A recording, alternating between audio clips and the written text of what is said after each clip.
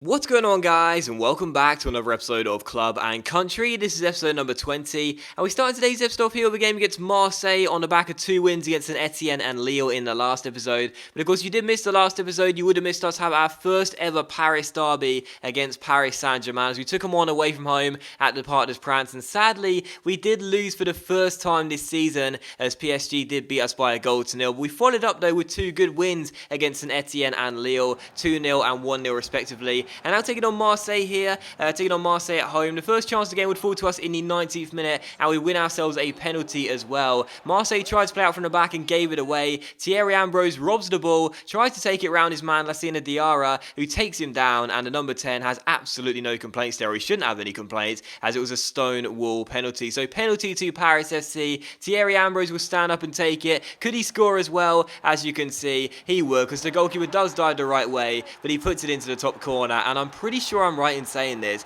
but I'm pretty sure Thierry Ambrose hasn't missed a penalty so far in the series. I can't remember it anyway, maybe I'm wrong here, but I'm pretty sure he has a 100% record from penalties, and it's going to continue here. What a strike by Ambrose right into the top corner, and that's now his 6th goal in Ligue 1 this season. So he's already been injured this season and missed a game. That was against Lyon, the game he missed, but either way, he's been playing fantastically well, and he does get his 6th goal of the season so far. So 1-0 to PSG, and in the 34th minute, he almost got his 2nd goal of the game as well. His shot takes a deflection, hits the bar though, and then Boga's follow-up attempt goes over the bar and behind for a goal kick. So still 1-0. We did lead through that goal from Ambrose though, and he had also hit the woodwork there as well. But at half-time, as you can see, it was a pretty balanced first half, but I still felt we were playing better. And 7 minutes after the restart, we had a good chance to make it 2-0 and double our lead. Ambrose goes down the left-hand side here, takes it around his man with the no-touch dribble, goes to shoot, it hits the post, and then Sissako drives the shot over the bar. So twice in this game, Thierry Ambrose had been prevented from doubling his tally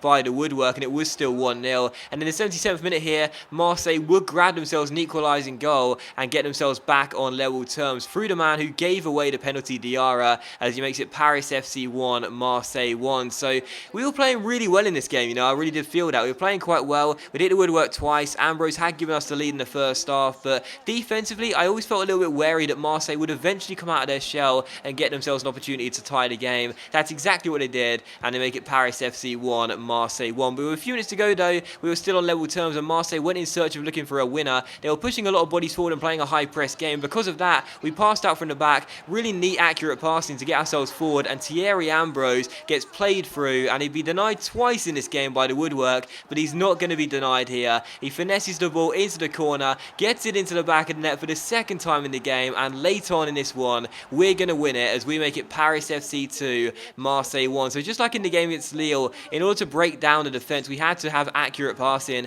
to work our way inside, as opposed to just launching the ball forward and hoping for the best. That's exactly what we did there, and we do get ourselves inside through Thierry Ambrose, who twice in this game have been denied by the woodwork, but not this time. A really composed finish, and our skipper gets his 7th goal of the season and does win us the game as we claim all 3 points. And I would have been frustrated had we not done so as well, because the stats will tell you it was a pretty balanced game, but the reality is it was nothing other than balanced. Like, it really wasn't. We played far better than Marseille in that game. They only had 1 or possibly 2 notable chances I can remember. Other than that, we played far better and thoroughly deserved a win, so I'm glad to get it. That's now 3 wins in a row in the league, and that is fantastic news as well, and a great way to respond after losing for the first time this season against PSG. So who do we take on for the 2nd game of today's episode then? It's PSG. Again, we're taking them on once again, this time away at the Parc des Princes, but in a cup game, not in a league game. So once again, we take them on away from home, but this time in the cup, in the Coupe de Ligue. Last season, we were knocked out at this stage by,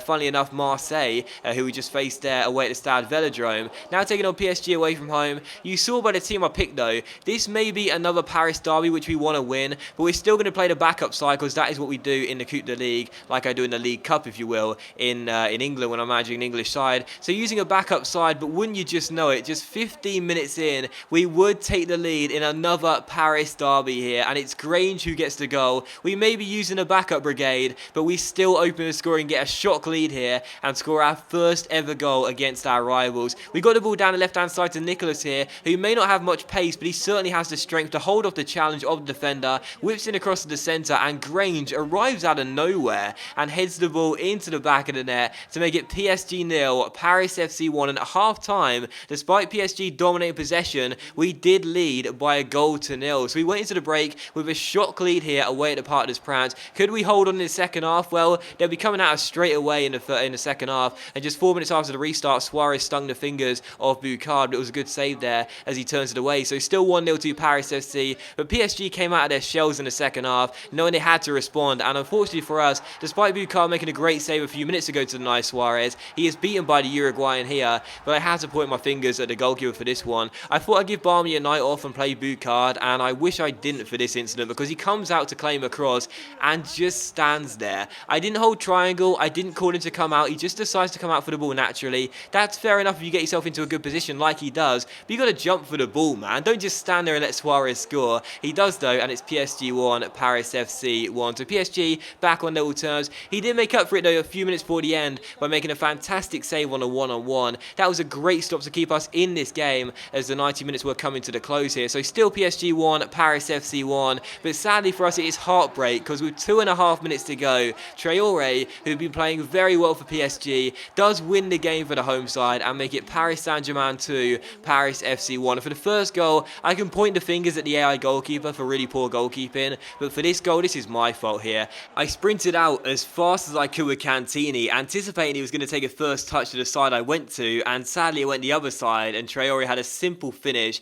after he got himself inside the area and put it past the goalkeeper. So final score, PSG 2, Paris FC 1. But once again, I know the first goal was something which I can't really blame myself for, because again, the goalkeeper came out, I didn't ask him to, and he just didn't jump for the ball for some strange reason. But for the second goal, it was my fault. But mainly in that game, it was a poor tactical game from me, because if you remember in the last episode against PSG, I discussed what the problem was and why the loss was my fault because of the way I tried to play. In the second half, I made the exact same mistake as I did in the first game. We were leading by a goal to nil, and I thought maybe this time, if I hold on to the ball, try and dominate possession, as we did in the second half, we had more of the ball, we can slow the game down, kill the game off, and get ourselves the 1-0 victory. But again, I made the same mistake. I thought that PSG wouldn't get too many chances that way, but again, I completely underestimated the fact that they are the best side in France, and they are going to get chances eventually. So once again, I have to blame myself for that loss. It's frustrating, I know, but it's now 2 defeats in the season, and they've both come against PSG in both the league and the cup. But once again, though, we have to respond in the following game. And we take on EA Guingamp here for the third and final game of today's episode, and we would open the scoring as well in the 27th minute. The home side had the first chance of the game, but Barmy made a fantastic save, turning the shot onto the post and then eventually behind for a corner.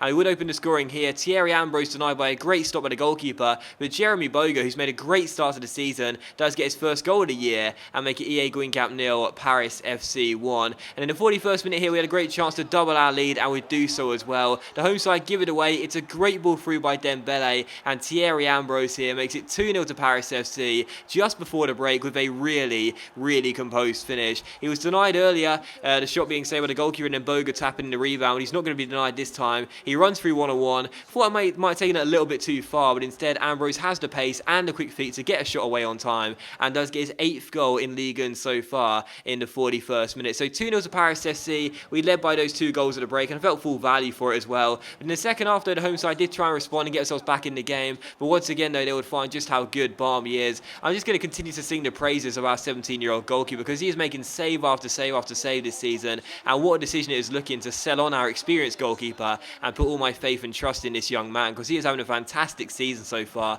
and he does give it 2-0 to Paris FC here. But from this corner, which EA Guingamp won off the save of Barmy here, this was some really poor defending from me. I don't know what on earth happened here, but I just allowed the home side to effectively walk inside and have a free shot at goal. That was shambolic from me there, and the home side do get themselves back in the game and reduce the deficit and make it 2-1. So this was just really poor. I mean, I'm watching it back on the replay here and wondering what on earth I'm doing. This is just terrible, but still, the home side do get themselves back in the game here and do make it 2-1 with 22 minutes to go. So EA Guingamp back in the game, and they did go in search of the equalising goal here 15 minutes before the end, had a great chance, but Barmy made a fantastic save, but sadly for us, I made a classic rookie error of trying to play out from the back when really I should just be hoofing the ball forward. It was really poor from me, but Barney made a fantastic save, and the ball fell to Tristan, I think it was, and instead of just pressing the circle button, I'm someone who likes to pass out from the back at every single opportunity, and right there I could have just hoofed it, but instead tried to pass out from the back. And I will say, in fairness,